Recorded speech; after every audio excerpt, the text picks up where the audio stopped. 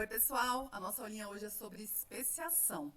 Especiação é o processo de formação de duas ou mais espécies a partir de uma espécie pré-existente. Então, reparem, a gente tem uma espécie pré-existente, que é um ancestral comum, que sofre modificações, essas modificações vão se acumulando e isso pode dar origem a diferentes espécies, né? É aquela ideia de Darwin, que os organismos, eles têm uma ancestralidade comum e esse ancestral comum, ele vai sofrendo modificações, podendo originar diferentes espécies. Na realidade, o que é interessante a gente pensar, galera, é que todos os organismos que habitam o planeta Terra, todos eles possuíram, em algum momento, um ancestral comum. Então, todos os organismos, sejam micro-organismos, plantas, animais, todos eles tiveram, em algum momento, um ancestral comum, que foi o primeiro ser vivo, que se originou há 3,5 bilhões de anos. É claro que organismos mais aparentados, eles possuem um ancestral comum mais recente. Então, por exemplo, o ser humano e os macacos, eles possuem um ancestral comum mais recente do que o ser humano e um cachorro. Beleza?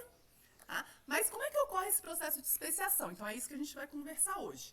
Para isso, eu vou contar, para a gente aprender, eu vou contar para vocês uma historinha, que na verdade é uma historinha que foi criada por um professor da Universidade Estadual do Ceará, que é o Hugo Fernandes, e eu entrei em contato com ele, e ele permitiu que eu fizesse o uso dessa historinha, então todos os créditos para ele. Claro que eu fiz algumas adaptaçõezinhas, né?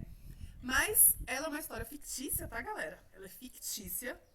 E ela vai explicar, usando emojis, como é que ocorre o processo de especiação, beleza? Então, vamos lá. Então, para começar, eu queria apresentar para vocês esse bichinho aí, que é o Godofredos crossfit, beleza?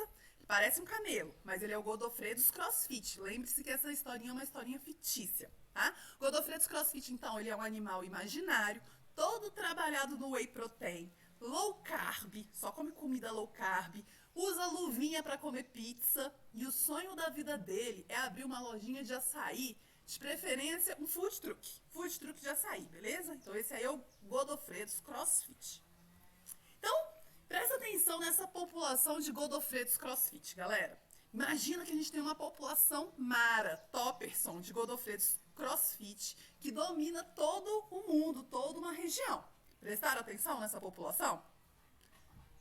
Prestaram porcaria nenhuma, né? Porque se vocês tivessem prestado, vocês tinham reparado naquele ali, ó, naquele Godofredos esquisito pra caramba, que tem duas corcovas. Repararam que tem um Godofredozinho esquisito ali no meio da população com duas corcovas? De vez em quando surge um bichinho desse, tá? Só que ele não se prolifera porque ele é feio pra caramba, então ele não arranja namorada.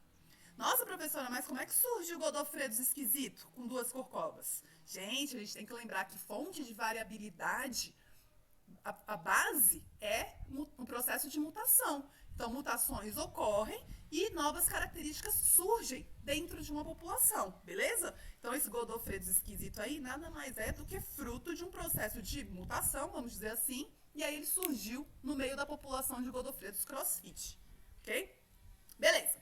Aí imagina que os Godofredos estavam lá, tranquilos, e de repente passa um rio e divide essa população de Godofredos no meio. Cara, uma coisa assim que aconteceu só em 80 mil anos, tá? Demorou cerca de 80 mil anos para esse rio cabuloso aparecer e separar essa população no meio.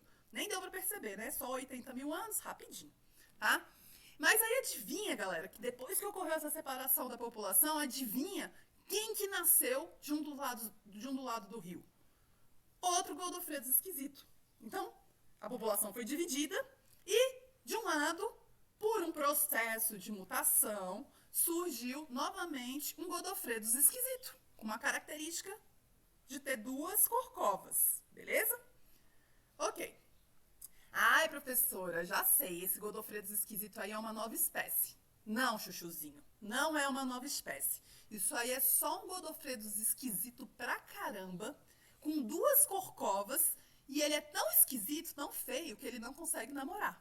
tá? Um Godofredo esquisito que não namora. É só isso, beleza? Não é ainda uma nova espécie. Tá. Acontece que um dia o Godofredo feiosão tava lá, né? E aí ele chegou numa Godofreda, cheio de lábia, cheio de papo, cantando uma musiquinha do Vitor Clay. E aí adivinha? Adivinha? A Godofreda, carente, acabou se apaixonando pelo Godofredo feioso e engravidou. Engravidou. E aí, desse namoro, nasceram 4 filhotinhos. Sendo que um dos filhotinhos, repare, também tinha 2 corcovas. Tinha a mesma característica feiosa do Godofredo esquisito. Beleza? E esse camarada, esse filhotinho, ele herdou a lábia do pai. Aí você já viu, né? Ele herdou a lábia do pai, pá, chegou numa outra Godofreda quando ele cresceu e pá, conseguiu namorar essa Godofreda. E desse namoro surgiram de novo 4 filhotinhos. Só que agora a gente tem 2 Godofredos esquisitos que nasceram. Repararam? Repararam que a população de Godofredos esquisitos está aumentando? Beleza. Esses novos que nasceram, que são netos lá do primeiro Godofredo esquisito, esses daí, eles não tinham a lábia que o vô deles tinha. Eles não tinham a lábia que o pai deles tinha, tá? Eles não tinham essa lábia. E aí eles tiveram que se contentar namorando uma Godofreda feiosa. E eles acabaram namorando uma Godofreda feiosa e desse namoro originaram 4 filhotinhos Godofredos feiosos. Então a população de Godofredo feioso tá só aumentando. Beleza? Bom, depois de um pouco de tempo, depois de um tempinho, só uns 20 mil anos, repare como é um processo rápido, né? Entre aspas, esse processo. Então, só depois de 20 mil anos, a gente já tinha milhares de Godofredos esquisitos de um lado do rio. No lado onde ocorreu aquela mutação inicialmente, onde surgiram os primeiros Godofredos. Tá? A gente já tinha tanto Godofredo esquisito lá que o povo já estava aceitando eles. Já dizia que eles nem eram mais feios. Na verdade, agora eles eram chamados de hipsters.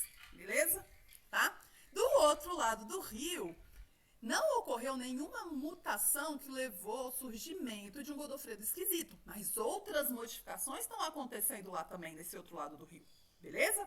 Só que larga de ser curioso. Presta atenção lá nos Godofredos esquisitos, que a gente vai...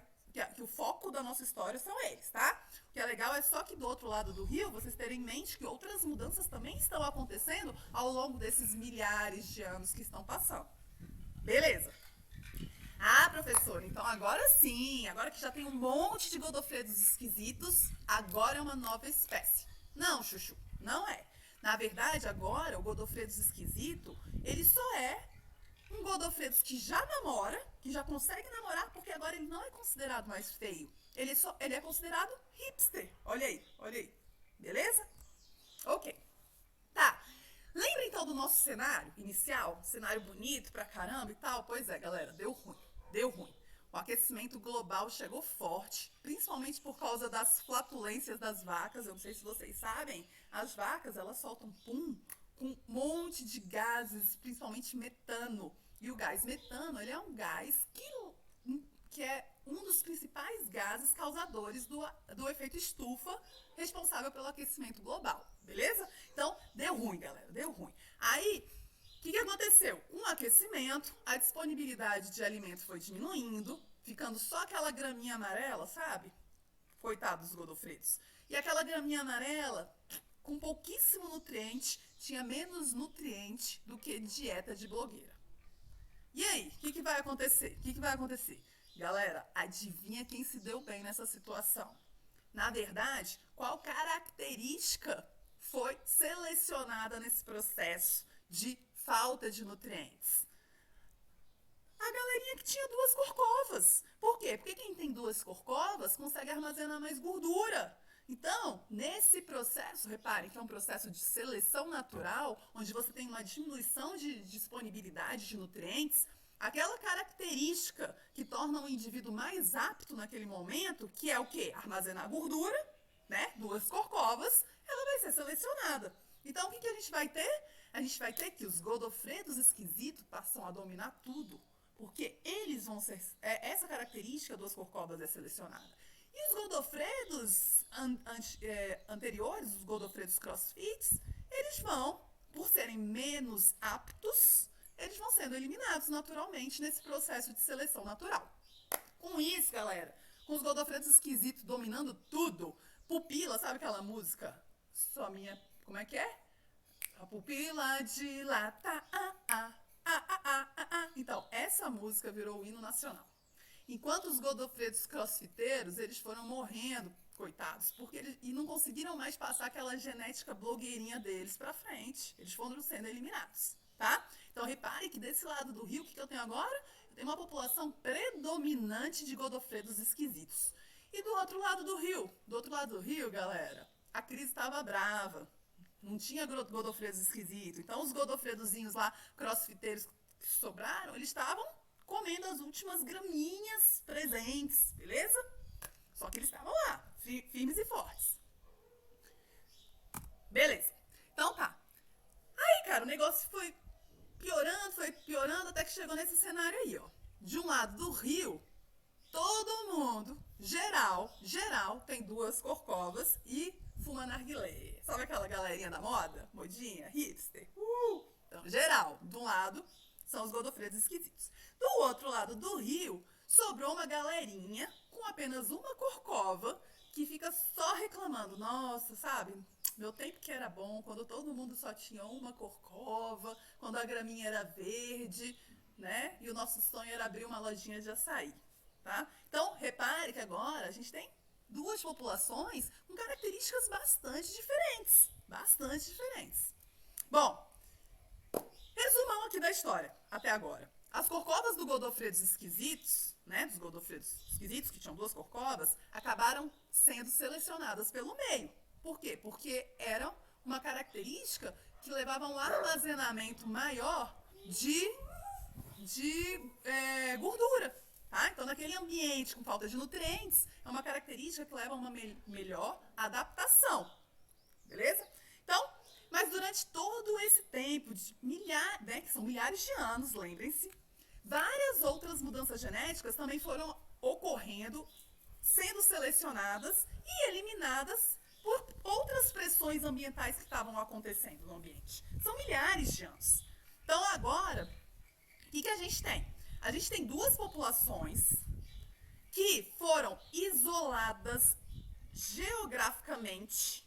Por quê? Porque surgiu um rio no meio da população e esse rio ele age como uma barreira geográfica, então elas foram isoladas geograficamente e as modificações que foram se acumulando levaram a um processo de seleção natural, onde os indivíduos mais aptos em cada população foram sobrevivendo, até que depois de um longo tempo de isolamento geográfico, esses indivíduos, eles passam a desenvolver também um isolamento reprodutivo, tá? Então, chega um momento que essa galera não consegue mais, né, os godofredos esquisitos e os godofredos crossfits. Olha a cachorro. Pega ele, pega. Então, godofredos esquisitos e godofredos crossfit, essa galerinha não consegue se encontrar novamente, não vai conseguir mais cruzar e deixar descendentes férteis. Peraí. Mujica. Quieto. Ratel. Galera, é muito cachorro. Tá? Então, entenderam? Então, o que aconteceu? Ó, a gente teve, vou retomar. A gente teve... A gente teve o surgimento de um rio, agindo como uma barreira geográfica, que separou a população em 2. Tá? Agora a gente tem 2 populações. Com milhares e milhares de anos passados, a gente tem um acúmulo de mudanças nessas populações. Até que essas mudanças elas são tão grandes que essas 2 populações, elas passam a desenvolver o que a gente chama de isolamento reprodutivo. Elas não conseguem mais, se a gente colocar elas juntas, elas não conseguem mais ter descendentes férteis. Elas foram isoladas por muito tempo, que gerou um isolamento reprodutivo, tá? Então, todas essas diferenças é que vão caracterizar o chamado processo de especiação, né? Então, Agora, caso o Godofredos crossfit entre em contato com uma Godofreda esquisita, eles não vão conseguir mais ter filhotes. E agora sim a gente diz que a gente tem uma nova espécie. Entenderam? O que define uma nova espécie? A definição de espécie é: indivíduos de uma mesma espécie, eles são capazes de cruzar entre si e gerarem descendentes férteis. Agora, Godofredos crossfit e Godofreda esquisita, como eles não cruzam mais entre si, ou eles até cruzam, mas não geram descendentes férteis, eles são classificados como espécies diferentes. Beleza? O que é importante? Note que não existe um momento exato para o surgimento de uma nova espécie. A evolução, ela não ocorre num indivíduo. A evolução, ela ocorre na população. Beleza? O indivíduo sofre uma mutação, uma modificação. Essa modificação, ela é selecionada pelo meio e a população evolui. Tranquilo, galera? É isso. Resumindo, o que é importantíssimo para que ocorra o surgimento de uma nova espécie? Primeiro ponto é o isolamento geográfico. É o surgimento de uma barreira geográfica, que pode ser um rio, como foi o exemplo que a gente deu dos Godofredos, que pode ser uma montanha, que pode ser um terremoto que gerou ilhas, e essas ilhas, né, o continente ele se fragmentou gerando ilhas, e aí eu tenho um isolamento geográfico, beleza? Então tá. Então primeiro eu tenho isolamento geográfico. Nesse isolamento geográfico, o que vai acontecer? Agora eu vou ter duas populações daquela espécie, inicialmente é uma única espécie, só que essas populações elas começam a acumular diversificações gênicas, ou seja, elas começam a acumular modificações nos genes, mudanças. Essas mudanças elas vão se acumulando ao longo dos anos, e repare que são milhares de anos, e até que, em algum momento, se a gente pegar agora essas duas populações e colocar elas juntas, elas não conseguem mais reproduzir, elas não conseguem mais cruzar e gerar descendentes férteis. É isso que é a definição de uma nova espécie, tá? Repare que uma espécie ela não é resumida apenas em modificações visuais, morfológicas. Não é. Porque senão, a partir do momento que surgiu lá as duas corcovas, então já era uma nova espécie? Não. Modificações morfológicas não são suficientes para definir uma nova espécie. Cachorro mesmo, meus cachorros estavam latindo pra caramba. Se eu mostrar eles para vocês, são 2 vira-latinhas, uma pitbull e um pastor. Eles são completamente diferentes em termos de morfologia, mas eles são da mesma espécie. Eles ainda cruzam entre si e geram descendentes férteis. Beleza? Espero que vocês tenham entendido, espero que vocês tenham gostado da historiazinha do Godofredos. Nas aulas anteriores, a gente falou um pouquinho sobre a teoria evolutiva de Darwin, e a gente viu que para Darwin, a base da evolução é a existência de variabilidade, ou seja, de diferentes características em uma determinada população. Só que Darwin ele não sabia explicar como que essas variabilidades surgiam, tá? Por isso que atualmente, a teoria que melhor explica o processo evolutivo é o neodarwinismo ou teoria sintética da evolução. A teoria sintética da evolução, ela se baseia tanto nas ideias de Darwin, quanto em experimentos realizados por Mendel, né? A genética clássica de Mendel.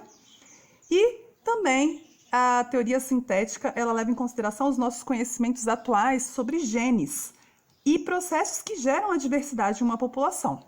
Então, dentre os principais processos que geram variabilidade está a mutação, e é sobre isso que eu queria conversar com vocês um pouquinho. Então, o que é mutação? Mutação nada mais é do que uma mudança que ocorre no DNA, uma mudança no seu material genético, beleza? Então, a gente tem que lembrar que o DNA, ele é uma dupla hélice. Tá? Ele tem esse formato de dupla hélice, ou seja, ele é formado por duas fitas que formam o DNA, tá? Mas se a gente observar essa dupla hélice, ela é formada por unidades específicas que são chamadas de nucleotídeos. Então eu vou escrever aqui para vocês, que o que forma o DNA são os nucleotídeos.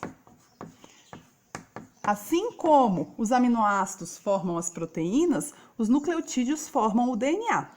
E o nucleotídeo, ele tem uma certa composição e existem 4 tipos diferentes com base nas diferenças entre essa composição do nucleotídeo, tá? O que varia de um nucleotídeo para outro é o que a gente chama de qual base nitrogenada contém esse nucleotídeo, tá? Então, simplificadamente, a gente teria 4 possibilidades. A gente tem a adenina, que eu vou chamar de a timina, que eu vou chamar de T, a citosina, que eu vou chamar de C, e a guanina, que eu vou chamar de G, beleza? Então, são essas 4 possibilidades que a gente tem de nucleotídeos para formar o nosso DNA. Toda a molécula de DNA, ela é formada por combinações desses 4 nucleotídeos, tá? Então, se a gente pegar, por exemplo, um trecho do DNA, um gene, tá? O que é um gene mesmo? O gene é um trecho do DNA que é responsável pela produção de uma determinada proteína ou de um determinado produto funcional, que pode ser também um RNA. Normalmente é uma proteína. Então, o gene é uma sequência de DNA, um trecho específico do DNA, que tem a mensagem para a célula produzir uma determinada proteína, normalmente, tá? Então, se eu pegar esse gene e eu observar, eu vou ver que esse gene, tá? Vou dar um zoom aqui, ó, nesse gene. E esse gene, ele é formado por uma sequência de nucleotídeos específicos. Então, eu tenho lá, vamos supor, um gene ATG, CAT, TAA, tá? Vamos supor, é óbvio, galera, que o gene ele é formado por dezenas a centenas a milhares de nucleotídeos, na realidade, tá? Eu tô dando um exemplo bem simplificado. O que é interessante, galera? Interessante é que a cada 3 nucleotídeos, ou seja, a cada trinca de nucleotídeos, essa trinca ela é a informação para um determinado aminoácido. Eu não comentei com vocês que os genes, normalmente, eles levam à produção de uma determinada proteína, ele tem a informação para a célula produzir uma determinada proteína? Então, a cada 3 nucleotídeos, essa trinca de nucleotídeos corresponde a uma mensagem para a célula, para ela introduzir naquela proteína um determinado aminoácido. Se a gente lembrar, nós temos 20 tipos possíveis de aminoácidos. Então, ATG é um aminoácido específico, vou botar aqui, tá? Um aminoácido rosa. Aí vem CAT, eu tenho outro aminoácido, vou botar aqui um aminoácido verde, tá? TAA, outro aminoácido, minto, né? TA é o códon, stop códon, mas vamos fingir, tá? Isso é detalhe, tá, galera? Outro aminoácido, beleza. Então, o que vai acontecer? Vai acontecer que essa proteína, vamos supor, ela é formada por 3 aminoácidos diferentes. Um aminoácido rosa, um verde e um laranja, tá? Se ocorrer uma modificação na sequência, concorda que eu vou ter uma modificação, se ocorrer uma modificação na sequência de nucleotídeos, concorda que eu vou ter uma modificação na sequência de aminoácidos e, consequentemente, eu vou ter a produção de uma proteína diferente, tá? Então, olha só. Mutação nada mais é do que uma modificação na sequência de nucleotídeos do DNA. E essa modificação, ela pode ser por substituição. Então, se eu substituir esse aminoácido aqui, vamos supor, eu substituir o G por um A, tá? Erroneamente, por algum motivo, aleatoriamente, ocorreu essa substituição, e isso pode levar à produção de um aminoácido diferente. E aí, ao invés de eu ter um aminoácido rosa, agora eu posso ter um aminoácido azul. E, consequentemente, eu vou ter uma proteína diferente. O meu produto final vai ser diferente.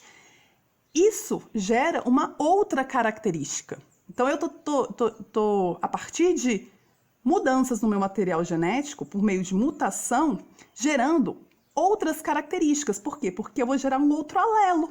Lembra que alelo nada mais é do que são variações de genes? Variações de genes, por quê? Porque esses alelos eles têm sequências de nucleotídeos diferentes. Então, se eu mudei a sequência de nucleotídeos de um determinado gene, eu gerei um alelo, que é uma variação desse gene, e esse alelo ele pode levar à produção de uma característica diferente, de uma proteína diferente. Beleza? Então, essa mutação ela pode ser por substituição, ela pode ser simplesmente por deleção. Olha só, se eu deletei aqui, o que eu vou ter agora? Que a célula ela vai entender que a minha primeira trinca de nucleotídeos vai ser agora ATC e não mais ATG como era inicialmente. E isso vai levar à produção de um outro, a produção de um outro não a produção, né? A adição de um outro aminoácido, beleza? Na proteína. Então, basicamente é isso, galera. Pode ser também por adição de nucleotídeos. Então, aqui eu tinha ATG inicialmente, vamos supor que seja adicionado um A. E agora eu vou ter uma trinca diferente. ATG, ACA, aí eu vou mudar tudo aqui para frente, consequentemente eu vou mudar a minha sequência de aminoácidos na minha proteína, ok? O que é importante, galera? Importantíssimo. As mutações, elas são, eu vou escrever aqui, ó, que é muito importante, aleatórias.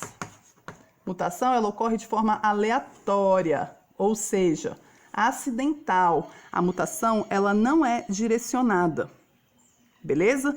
Então, ela pode ocorrer de forma acidental. E quando que essa mutação ocorre? Ela ocorre normalmente durante a replicação do DNA, quando o material genético ele se replica, ou seja, ele faz cópias antes da célula se dividir. Sempre o material genético ele tem que replicar, ele tem que fazer uma cópia, tá? E aí nesse processo de cópia, a célula ela pode errar ocasionalmente, acidentalmente, e introduzir, por exemplo, um nucleotídeo errado. Isso vai causar uma mutação, tá? Pode ocorrer também, a mutação pode ocorrer por ação de fatores ambientais, como, por exemplo, radiação ultravioleta. Por isso que tomar sol excessivamente, sem o uso de protetor solar, pode gerar um câncer. Por quê? Porque pode causar uma mutação, tá? Então, radiação ultravioleta, alguns produtos químicos que a gente chama de produtos mutagênicos, alguns vírus introduzem o material genético deles dentro do nosso material genético, causando mutações. É como se ele introduzisse o material genético dele e quebrasse aquele gene, tá? E aí causa uma mutação. Tranquilo? Então, é importantíssimo, galera. Mutações são mudanças que ocorrem no material genético, no DNA, de forma aleatória. Quando que essas mutações elas vão ser importantes para o processo evolutivo? Quando essas mutações ocorrerem especificamente nos nossos gametas ou nas células que vão dar origem aos nossos gametas. Porque só assim essa mutação ela vai ser passada para os descendentes. Então, só assim eu vou ter que aquela característica, aquela nova característica, em função daquela mutação, ela vai ser transmitida para os descendentes. Caso a mutação ocorra nas células somáticas, que são as células que formam o nosso corpo de forma geral, essa mutação ela não tem importância evolutiva, porque ela não vai ser transmitida para os descendentes, tá?